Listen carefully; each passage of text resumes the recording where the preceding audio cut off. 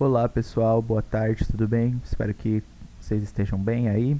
Vamos hoje então para o nosso segundo dia do mini curso de ser gravado do PETEL. Hoje a gente vai falar então, como vocês podem ver aqui, sobre operadores e estruturas de decisão. Pessoal, a didática da aula vai ser a mesma, então temos o conteúdo aqui para ser vencido nos slides e logo após nós temos a lista de exercícios, como foi na última aula. Saliento novamente que é bem importante fazer a lista de exercícios. Para o caso de hoje, vocês vão ver que para as estruturas de decisão foi trazido de maneira bem resumida nos slides, mas para complementar a gente tem um exercício que trata muito bem de todas, para vocês poderem fazer, aprender a estrutura e tudo mais. Então é bem importante mesmo realizar os exercícios, tá bom? Fica salientado aqui. Vamos começar então. Falando primeiro sobre tipos de operadores. Em C, nós temos diversos tipos de operadores, como os unários, os binários e os ternários. E a gente classifica eles como os de atribuição, aritméticos, relacionais, lógicos, bit a bit, condicionais e operadores de conversão.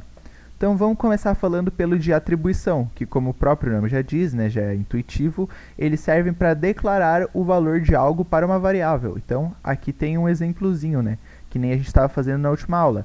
Int a, que é o nome da variável, no caso o nome da variável se chama a, e a gente está usando o igual aqui, que é o operador, né, o operador de atribuição. Nós estamos atribuindo a variável a ao valor 5, através desse operador. Então, um pouquinho sobre os aritméticos aqui, né, são justamente para isso, para fazer operações aritméticas, né, as mesmas que a gente faz em matemática, basicamente. Então, nós temos aqui o mais, que ele faz a soma, o menos faz a subtração, o asterisco faz a multiplicação, a barra aqui ela faz a divisão e o porcentagem retorna o resto da divisão. Então, são esses os operadores aritméticos. Então, aqui tem um exemplinho de cada um, então a gente pode, né, colocar int a igual a 5 mais 4, então no caso a gente está usando os operadores aritméticos aqui, e também um operador de atribuição, mas aqui basicamente a ideia é essa, né? Mostrar que a gente está fazendo uma operação aritmética mesmo. Então, temos aqui o mesmo exemplo agora com menos, multiplicação, divisão e resto de divisão. Então tá, falando um pouquinho agora então sobre os operadores aritméticos de incremento. Como que funciona? A gente tem aqui o mais mais, o menos menos, o mais igual e o menos igual. Os operadores mais mais e menos menos são unários, ou seja, a gente precisa de apenas um elemento para conseguir utilizar ele. Então, a gente sempre vai incrementar 1 na variável, no caso do mais mais, e decrementar 1 no caso do menos menos. Como assim? A gente vai ter um exemplo que a gente utiliza o mais mais e o menos menos ao longo do curso. Então, pessoal, falando agora sobre os operadores mais igual e menos igual, a diferença deles para o mais mais e para o menos menos é basicamente assim. Com o mais mais e o menos menos, você vai sempre incrementar ou decrementar 1 na variável, né? Enquanto que para o mais igual e para o menos igual, você vai somar ou subtrair, mas não é necessariamente 1. Você pode fazer, por exemplo, assim, a variável lá, aquela variável que a gente criou, a. E aí você pode fazer ela mais igual 5. Então, você está somando 5 ao valor dela. E aí, agora, o novo valor dela é justamente o valor que ela tinha antes, mais 5. E o menos igual, ele funciona da mesma lógica, só que, né, para subtração. Então, essa é a diferença. O mais mais e o menos menos, eles sempre incrementam ou decrementam 1. Falando sobre operadores relacionais. O primeiro deles é o igual igual, ou seja, aqui basicamente a gente utiliza todos esses operadores para fazer comparação. Então, o próprio igual igual é para comparar se alguma coisa é igual a outra. Então, se A é igual a B. Diferente igual é o... diferente não, opa, perdão pessoal, deixa eu voltar ali para o slide. Voltei, pessoal. Então, como eu ia falando, né, o exclamação igual, ele significa diferente de, ou seja, você usa esse operador quando você quer comparar se alguma coisa é diferente de outra, então no caso, A é diferente de B. O maior que, né, que a gente é acostumado da matemática, então nós temos aqui maior que e menor que. E maior ou igual e menor ou igual, que nem também é como na matemática, a gente representa os operadores desse jeito. Bem importante isso aqui, tá, pessoal? todos os operadores relacionais, ou seja, que nem eu falei, esses que a gente usa para fazer comparação, eles retornam uma variável do tipo bool, ou seja, uma variável do tipo booleana. Então, se você faz assim, ó, C é igual a uma comparação, nesse caso aqui, a comparação A é igual, a gente faz a comparação se A é igual a B e manda printar o C. O que acontece? Isso aqui, essa operação utilizando operadores relacionais, ela vai retornar uma variável booleana, que pode assumir os valores true ou false. Então aqui são os dois exemplos do que pode acontecer. Se A for igual a B e a gente for printar o C, vai sair true no print. Agora, se o A for diferente do B e a gente for printar o C, vai printar false. Operadores lógicos. Os operadores lógicos são usados para combinar expressões booleanas. O resultado de uma expressão lógica é true ou false, dependendo das condições. Então, também, novamente, retornam como booleanos. Aqui a gente tem os operadores. Esses aqui com os dois i comerciais é o e lógico. As duas barras retas seria o ou.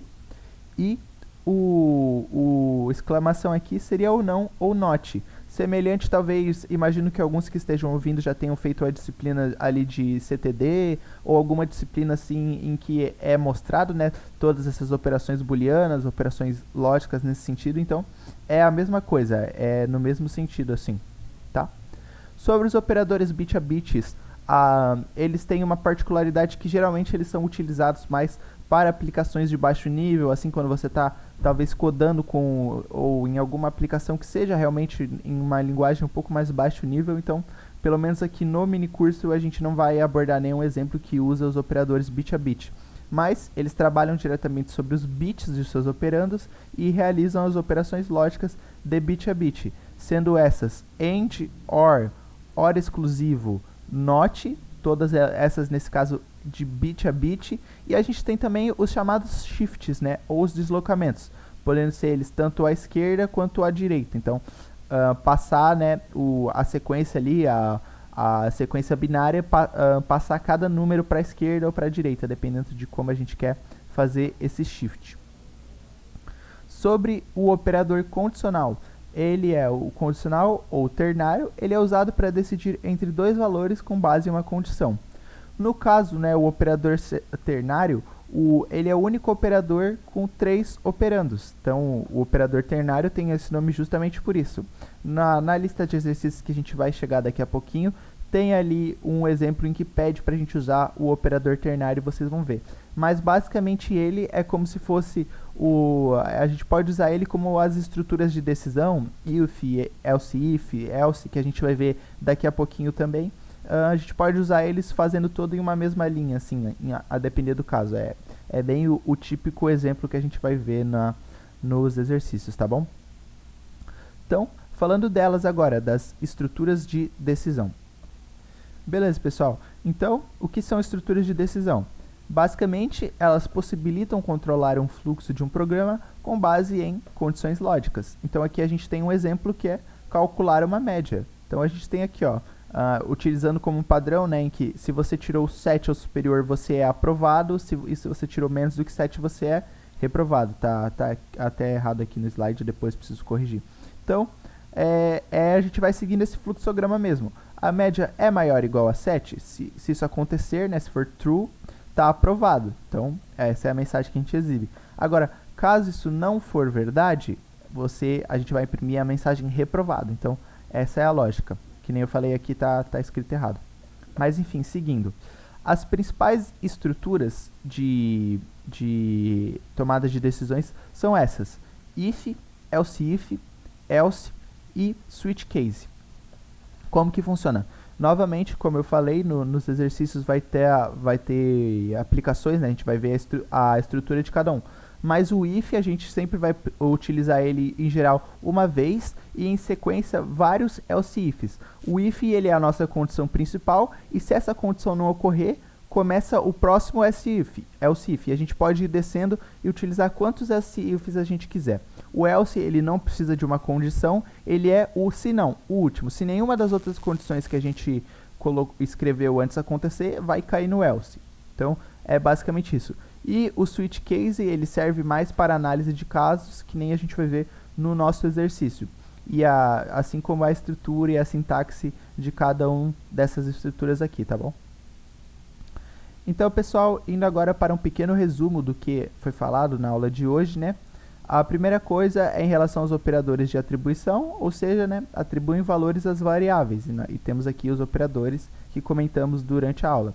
Mesma coisa com os aritméticos, que eles realizam operações matemáticas bases, então nós temos aqui adição, subtração, multiplicação, divisão e por aí vai. Os relacionais, que comparam dois valores e retornam verdadeiro ou false, como dito, né, através de variáveis booleanas, né, true or false. Os principais operadores, né, são o igual igual, o diferente de, o menor que, menor igual ou até o maior igual. O ternário, que nem a gente falou, tá aqui a estrutura dele, né, teste, e aí a gente vê aqui, se caso a condição for verdadeira você faz uma coisa, caso a condição for falsa você faz outra, que nem vai ser mostrado no exemplo mesmo. Beleza, então, pessoal, seguindo agora para os operadores lógicos, né, na nossa revisão, eles combinam expressões booleanas, então foi o que a gente mostrou ali, né, das expressões de lógica booleana, então and, or e not. Por fim, os aritméticos, né, que são sobre os bits de variáveis inteiras, então o and, o or, a shor, a not, né, os próprios shifts, que nem eu comentei sobre os operadores bit a bit. E sobre as estruturas de decisão, então temos aqui, né, o if, que ele verifica uma condição específica, o else if verifica múltiplas condições sequencialmente, else executa a alternativa se o if for falso, ou seja, se nenhuma das outras, tanto no if quanto no else if, das condições que a gente escrever for verdadeira, a gente cai no caso do else.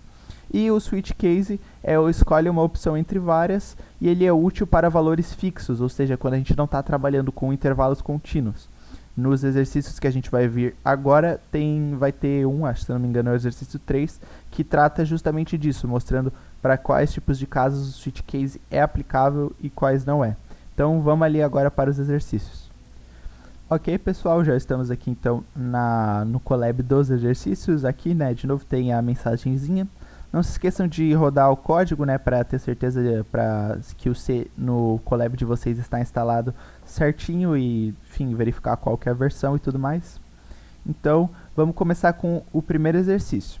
Utilizando os diferentes tipos de operadores.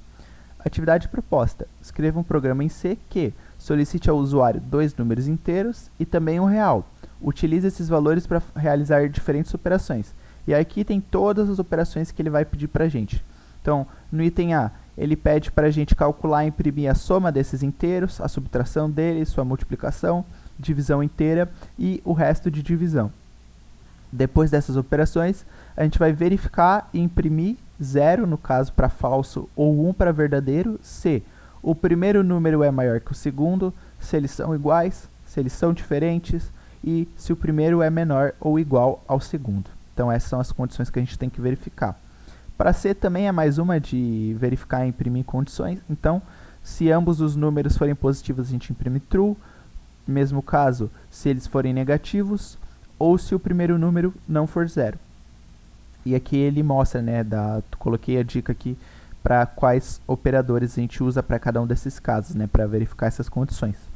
O D, ele pede para a gente criar uma variável chamada resultado e inicializar ela com o primeiro número inteiro. Então, a gente vai colocar aqui o resultado, ele é igual ao primeiro número inteiro que for o usuário colocar, e a gente vai fazer essas três operações aqui. Fazer mais igual ao segundo número inteiro que for colocado, depois multiplicar por 2 e por fim subtrair 5. É isso. E aí depois a gente vai imprimir o valor final de resultado. A questão 3 pede para você mostrar a diferença entre usar o operador mais, né, e obviamente a mesma lógica se aplicaria ao menos. Então, se a gente fazer ele antes, né, depois da variável em si, ou antes. Então, é procurar algum jeito de mostrar essa diferença. E por fim, o item F pede para a gente usar o operador ternário para exibir. Se for maior que 10, se o número real, né, se o ponto flutuante que o usuário colocar for maior que 10, ele imprime que é maior que 10. e se for menor ou igual a 10, imprime isso, né? Imprime essa mensagem. Então, essa é a primeira questão, bem longa ali, talvez o código fique até um pouquinho longo aqui, mas é para a gente poder trabalhar tudo assim que foi trazido em aula. Então, não se esqueçam, né? Venham aqui, só dar um enterzinho e começar a codar, tá bom? Então, agora é o momento, eu vou pausar e vou voltar com a solução desse primeiro exercício. Ok, pessoal, voltei com a solução aqui. Como vocês podem ver, ela ficou relativamente bem grandinha, mas ela já está cobrindo todos os do item A ao item F, né, do nosso enunciado, então já está cobrindo tudo de uma vez. Então vamos passo a passo. A primeira que eu fiz aqui foi declarar as variáveis. Eu declarei elas todas como globais nesse caso, mas se a gente quisesse declarar elas como locais aqui dentro do main, creio que não teria diferença. Então eu declarei, né, como os inteiros 1 e 2 como ints e o nosso número real como um float.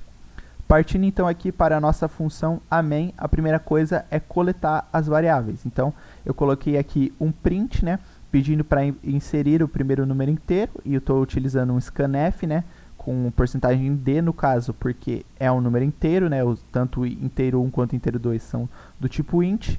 Então eu peço aqui, né, e atribuo o que o usuário colocar ao endereço de memória onde está alocado a variável inteiro 1. Faço a mesma coisa com o segundo inteiro, então eu peço primeiro para printar aqui, print então a mensagem, né, pedindo para inserir o segundo inteiro. Faço a mesma lógica para coletar. Depois a lógica semelhante com o número real, né, peço para inserir o número real. Aqui, como a gente usa um float, é porcentagem F, e atribui ao endereço de memória, né, da variável que criamos. Então, primeira parte, o item A, as operações com os inteiros. Então aqui eu faço vários prints, né? Então no primeiro eu faço assim, ó, a soma dos inteiros é e porcentagem D, porque a soma de dois inteiros continua sendo um inteiro. E eu faço aqui, ó, o que vai para esse porcentagem D é inteiro 1 mais inteiro 2, né? A gente pode fazer isso no print, pode fazer as operações aqui utilizando os operadores mesmo dentro até do próprio print. Não precisaria criar uma terceira variável, por exemplo, resultado, soma, e aí colocar essa variável aqui. A gente pode fazer a operação direto no print para economizar a memória, né? Não ficar criando diversas variáveis à toa. Então a mesma lógica aqui, só que para subtração, então utilizando o operador menos. Para multiplicação também, utilizando o asterisco. A divisão dos inteiros, mesma coisa. No caso eu coloquei aqui como porcentagem D também, para ela retornar valores decimais, né? Então não vir valores quebrados, nem nada do tipo. Então utilizando aí a barra. E por fim o resto de divisão, mesma coisa, né? Utilizando o porcentagem para retornar o resto. Para as verificações, né, que é o item B, a gente está utilizando a seguinte lógica. Aqui a gente usa a estrutura de decisão if, e aqui a gente vai poder analisar a sintaxe dela. Então, a primeira coisa que você faz é escrever o if e abrir um parênteses. Dentro do parênteses a gente coloca a nossa condição. No caso aqui, eu quero que ele avalie se o inteiro 1 for maior que o inteiro 2. E aí a gente puxa chaves, e dentro dessas chaves a gente coloca o que vai acontecer caso essa condição seja verdadeira. Ou seja, se o inteiro 1 for maior que o inteiro 2, ele vai cair aqui dentro do que está nas chaves. E no caso que está aqui é um print, né, onde a gente fala o inteiro 1 é maior que o inteiro 2. Else if, ou seja, a lógica é a mesma aqui. Escrevemos o else if e aqui dentro também a condição que a gente quer verificar. No caso aqui é se o inteiro 2 agora é maior que o inteiro 1. Note que ele como é um else if, ele só vai verificar se o inteiro 2 é maior que o inteiro 1 caso ele vê que essa primeira condição aqui não é verdade, que o inteiro 1 é maior que o inteiro 2. Então ele só vem para o else if se nesse if aqui acusar falso. E aqui dentro printamos, o inteiro 2 é maior que o inteiro 1. E else, ou seja, se nem essa condição aqui, nem essa condição aqui for cumprida, poderia ter outros else ifs aqui no meio, onde eu estou dando enter, a gente poderia colocar várias outras condições, não é o caso aqui para esse item. Então, se nenhuma dessas outras condições for atendidas, ou seja, se nem o inteiro 1 é maior que o inteiro 2 e nem o inteiro 2 é maior que o inteiro 1, só pode significar que os dois são iguais. E é isso que a gente printa aqui dentro. Agora as verificações do item C. Então a gente utiliza aqui novamente uma estrutura if. Se o inteiro 1 for maior do que 0 e o inteiro 2 também for maior do que 0, a gente printa que ambos são positivos. Agora, outro caso, né? Se o inteiro 1 for maior que 0 ou o inteiro menor for menor, se o inteiro 1 for menor que 0 ou o inteiro 2 for menor que 0, novamente, nós printamos que algum dos valores é negativo, conforme a questão pediu para a gente verificar isso. Aqui agora a gente começa outra estrutura de decisão para ver se o número é ou não é 0. Então, se o número for diferente de 0, a gente printa, né? Aqui a gente vê o operador de comparação de diferente. Então, se o inteiro 1 for diferente de 0, a gente printa que ele não é 0. Caso contrário, significa que ele é 0, ou seja, a gente printa que o inteiro 1 é 0. Item D. Vamos lá. Para o item D, a gente começa primeiro declarando a variável resultado, né, que nem eu falei, e atribuindo ela com o valor que tem na variável inteiro 1. Depois a gente faz todas aquelas operações que o exercício cita mesmo. Então, a gente soma o valor de inteiro 2 a variável resultado, depois multiplica esse valor por 2, depois faz ele menos 5 e por fim printa para ver como que sai o valor de resultado. Por fim, mas a próxima questão, né, para a gente verificar a diferença entre mais antes ou depois da variável em si, eu fiz essa sequenciazinha aqui desses prints para tentar mostrar para vocês. Então eu só vou conseguir mostrar a diferença rodando. Mas a ideia é a seguinte.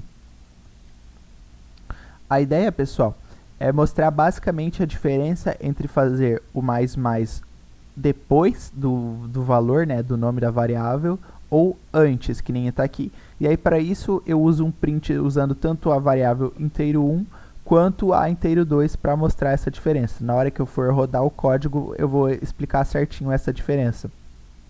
Mas a ideia vai ser mostrar assim, ó. Primeiro a gente vai printar, aqui, ó. Primeiro a gente printa o valor que tem o inteiro 1. Depois a gente printa o valor que tem fazendo o mais. E depois printamos de novo o inteiro 1, para entender essa diferença pelos prints. E aqui fazemos a mesma coisa. Printamos inteiro 2, printamos o valor que tem o inteiro 2 com mais no começo, e depois printamos inteiro 2 de novo para a gente comparar essas diferenças na hora que a gente rodar no código. E por fim, o item F ali, utilizando o operador ternário, está aqui então a estrutura dele. A gente coloca aqui a condição. Então, a variável que a gente criou, né, para o float, que se chama real, né, para o número real, se ela for maior que 10, aí aqui está o operador. Para caso verdadeiro, né, ou seja, esse aqui é o caso verdadeiro, então, se isso for verdade, a gente printa que ela é maior que 10, e caso isso não for verdade, né, então aqui é a condição falsa, né, o que a gente vai fazer caso a condição seja falsa, a gente printa menor do que 10. E é isso aí, pessoal. Vamos rodar o código então aqui, compilar e botar para rodar. Então eu vou escolher o primeiro número inteiro como sendo, pode ser 20, o segundo inteiro como 10. O número real eu vou pegar um valor maior do que 10, então eu vou colocar 10.7, por exemplo, e vou dar Enter. E aqui vocês podem ver que ele já retorna todas aquelas condições de todos os itens que a gente colocou. Então, se vocês olharem aqui, ó, a soma dos inteiros é 30, né? 20 mais 10 é 30. A subtração dos inteiros é 10, então 20 menos 10 é 10. A multiplicação é 200. A divisão, né? 20 dividido por 10 é 2. O resto da divisão é 0, porque não sobra nada, né? É uma divisão perfeita, digamos assim, então não fica com resto, não fica sobrando nada quando você faz essa divisão. O inteiro 1 é maior do que o inteiro 2, então, né, 20 é maior que 10. Ambos são positivos. O inteiro 1 não é 0. O resultado, né, daquele monte de sequências que a gente fez é 55, né? Então, a conta ali que a gente fez, deixa eu voltar aqui no código. A gente fez assim, ó. Aqui, a gente fez que resultado era igual a 20, depois a gente somou esse valor com 10, então 30, multiplicou por 2, que é 60, e depois fez menos 5, que totalizou no 55 que está aqui. Usando o inteiro, o mais, ao final da variável. Vocês podem ver aqui, aqui a gente printa o valor de inteiro, do inteiro 1, ou seja, 20. Aqui a gente printa o valor fazendo mais no final. Ou seja, observem que ele printou 20. E aí, quando a gente pediu para printar o inteiro 1 de novo, ele printou 21. Ou seja, é aqui que a gente vê a diferença. Porque quando a gente faz o mesmo usando o inteiro 2, que valia 10, mas a gente printa com mais no começo, ele já printa o 11 logo aqui. Ou seja, a operação ela é realizada antes do print, né? Ela acontece antes. Entendeu? Acho que deu para notar a diferença aqui fazendo desse esquema.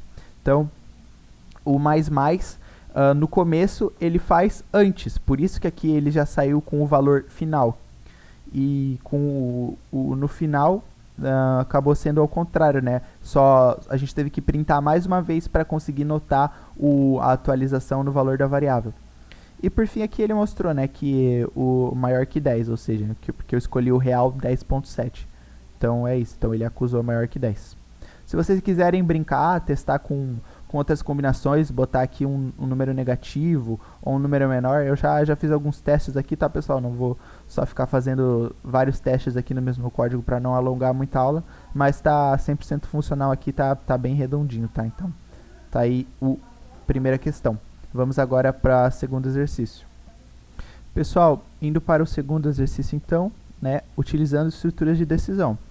Desenvolva um programa em C que solicite ao usuário sua nota final, que tem que ser um valor real entre 0 a 10 e classifica o desempenho de acordo com os critérios abaixo. E aqui estão os critérios, né? Se ele tirou uma nota igual ou maior a 8, a gente classifica como uma nota boa. Se tá uma nota que é menor do que 8, mas ela é igual ou maior a 6, é uma nota ok. E se ela está abaixo de 6, é uma nota ruim. O programa deve ler a nota informada pelo usuário, verificar se ela é válida, ou seja, se ela é de fato o número de 0 a 10, por exemplo, para a pessoa não colocar o valor, sei lá, menos 10. Caso não seja, exibir a mensagem nota inválida. E caso a nota seja válida, exibir a classificação correspondente. Eu vou fazer também, pessoal, e vou explicar na minha resolução, para caso a pessoa insira um caractere, alguma coisa assim, né, não insira um número, mas colocar, por exemplo, a letra P, aí acusar como inválido também, tá? Então eu vou voltar daqui a pouquinho com a solução. Então pausem e tentem resolver também, tá bom? Beleza, pessoal? Voltei então com a resolução. Vamos começar.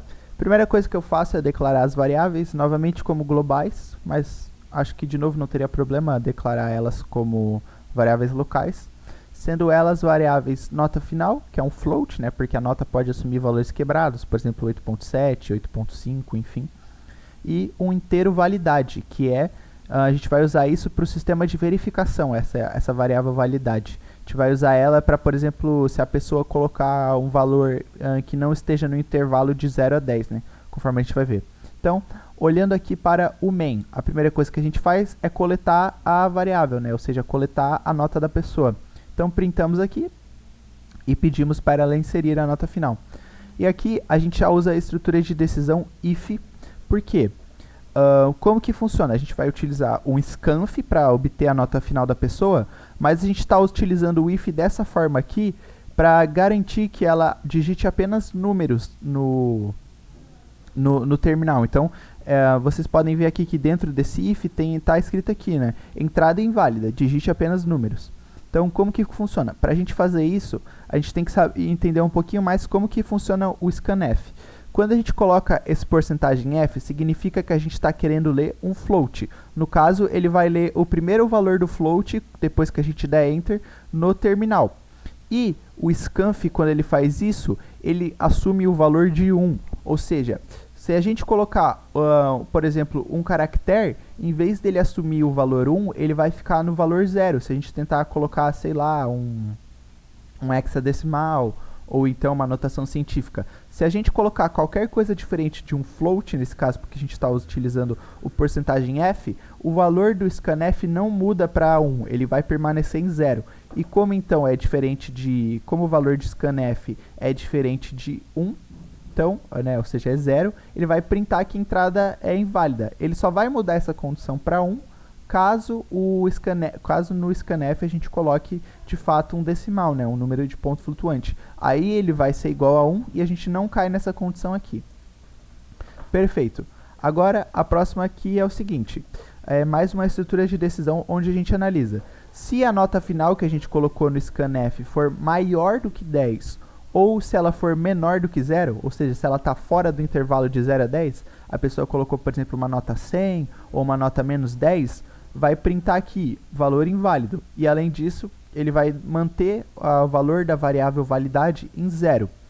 Por quê? Porque a variável validade é o que a gente está usando mais para baixo no código para fazer o controle para classificar a nota. Então, ele só vai dar uma classificação para a nota, dizer se ela é boa, se ela é ok, se ela é ruim, se ele está dentro desse intervalo aqui, se ela está dentro desse intervalo. Porque se a gente não fizesse desse jeito, mesmo que aparecesse o valor aqui, mesmo que aparecesse a mensagem de valor inválido quando a gente colocar menos 10 na nota, ele ainda assim vai julgar a nota. No caso, vai julgar ela como sendo uma nota ruim, né? Mesmo que não seja uma nota tirável. Então é por isso que a gente usa essa variável validade. Aí, no caso a variável nota final não esteja fora desse intervalo aqui, a gente utiliza o else para falar que validade é igual a 1. E com validade igual a 1, a gente cai nesse sistema aqui de ifs e elses, onde a gente faz a classificação da nota. Então, se a nota é maior ou igual a 8, a gente printa que ela é boa. Caso ela não for maior ou igual a 8, a gente verifica se ela é maior ou igual a 6. Caso isso acontecer, printamos que ela é ok. E se ela não for nem ok e nem boa, só resta para ela ser ruim. E é o que a gente printa aqui então. Printf nota ruim. E aqui, como eu falei, né? Tá aqui de novo. Caso a nota esteja fora do intervalo, a gente printa valor inválido. Então, vamos rodar. Compilar e vamos testar se funciona. Primeiro eu vou colocar uma nota boa, então 9, nota boa, funcionou. Vou colocar uma nota média agora, vou botar 7, ok, funcionou também. Vamos botar agora uma nota ruim, funcionando também. Próximo, vamos colocar um valor que está fora do intervalo, vou colocar a nota menos 100, valor inválido, funcionando também. E por fim vou colocar um caractere, colocar o caractere A. E tá aí, entrada inválida, digite apenas números. Então tá funcionando bem certinho, tá bom? E agora então vamos para o desafio extra da aula de hoje. Então tá, pessoal, desafio extra. Implemente uma segunda versão do mesmo programa, né, desse programa aqui de classificar a nota, né, que realize a mesma classificação, só que agora a gente precisa obrigatoriamente usar o switch case. Após implementar, responda: por que o uso do switch case não é a forma mais adequada para esse problema? Explique considerando o tipo de comparação que o switch case permite fazer e a natureza das condições envolvidas no exercício. Pessoal, se vocês quiserem pesquisar, eu sei que não foi apresentado no slide a estrutura do switch case, então se vocês quiserem pesquisar para tentar resolver o exercício, mas senão eu vou voltar aqui com a resolução, vou explicar sobre a sintaxe e a estrutura do switch case, e aí, né, eu vou mostrar a implementação que foi utilizada e vai se responder por si só porque que ele não é a forma mais adequada de resolver esse tipo de problema, tá bom? Então, se vocês quiserem tentar por conta, mas se não, daqui a alguns segundinhos aí eu volto com a resolução mesmo. Ok, pessoal, voltei aqui com a resolução então. Bem parecido. Aqui agora, ó, vocês podem ver, declarei tanto nota final quanto categoria como sendo variáveis locais, né? Então não tem nenhuma variável global nesse caso. Primeiro a gente começa naquele mesmo formato, pedindo para a pessoa inserir a nota final. E utilizamos aquele mesmo esqueminha do scanf, né? Sabendo que ele só assumiu caso a gente colocar de fato um float nele, para printar caso seja enviado algo diferente de um float, ok? E aí a gente retorna 0 aqui para esse tipo de caso para já encerrar o programa. Aqui é outra condição, né? Se a nota final ela não tiver dentro dos critérios, né, fora do intervalo, então menos 100, né, o exemplo que eu estou usando aqui, a gente printa também que o valor é inválido e retorna 0 para também já encerrar o código aqui. Agora a gente vai ver um pouquinho sobre a estrutura do switch case. Então, tá aqui ela. A gente utiliza aqui o switch e a variável que a gente quer, que é no caso a categoria. E é assim que a gente faz. Caso a categoria da nota seja igual ao inteiro 1, a gente vai printar que ela é boa e parar o código. Então a gente aí sai do switch case e retorna 0. Caso ela seja da categoria 2, que corresponde a nota ok, a gente dá um break também e retorna 0, né? Além de printar que ela é ok. Mesma coisa para o caso 3, que é com a nota ruim. Então, só que observem a natureza desse problema. A nota, ela pode assumir qualquer valor. Ela não pode assumir só 1, 2, 3, 4, 5, 6, 7, 8, 9, 10. Ela pode assumir 1.1, 1.2, 9.5. Ela pode assumir vários desses valores, porque é um intervalo contínuo. Então, se a gente quisesse utilizar o switch case de maneira pura, sem transformar ela em categoria, que eu já vou explicar daqui a pouquinho, sem a gente transformar em categoria, a gente teria que fazer infinitos switch cases, né, infinitos casos para cada valor que a nota pode assumir. Então, seria algo infinito, né, porque entre 1 e 2 tem infinitos valores, né. Enfim, não vou me adentrar muito nessa questão matemática, mas a ideia é isso. Então, o que a gente faz para resolver esse problema e poder utilizar o switch case para conseguir resolver essa questão, é transformar a nota em categoria. Então a gente analisa ela e fala, se a nota final ela é maior do que 8, ela é da categoria 1. Se ela não é da categoria 1, mas mesmo assim ela continua sendo maior ou igual a 6, ela é categoria 2. E se ela é uma nota abaixo de 3, ela é categoria 3. E aí, sabendo essa classificação, a gente consegue fazer os 3 casos usando a categoria 3, usando a variável categoria, e aí sim classificar a nota da pessoa utilizando o switch case. Então é por isso que ele não é adequado para esse tipo de problema, porque a natureza do problema é contínua, ou seja, a gente tem infinitos casos em que a variável pode assumir. Ela pode assumir infinitos valores, e é por isso que utilizar o switch case não é mais adequado, porque para a gente poder fazer ele, a gente tem que transformar a nota em categoria, o que é um passo a mais se a gente comparar com a resolução que a gente fez para o exercício agora há pouco. Então, vamos mostrar funcionando, vamos rodar, vamos compilar e vamos testar. Então, primeiro eu vou colocar uma nota boa, nota 9, nota boa, funcionando, nota média, nota 7. Nota ok. Nota ruim, vou botar nota 2. Também funcionando. Vamos agora colocar algum caractere para ele para mostrar, né, que está acusando a entrada inválida. E por fim, um último aqui, menos 20 de nota. Funcionando também, então tá redondinho também, tá funcionando bem certinho.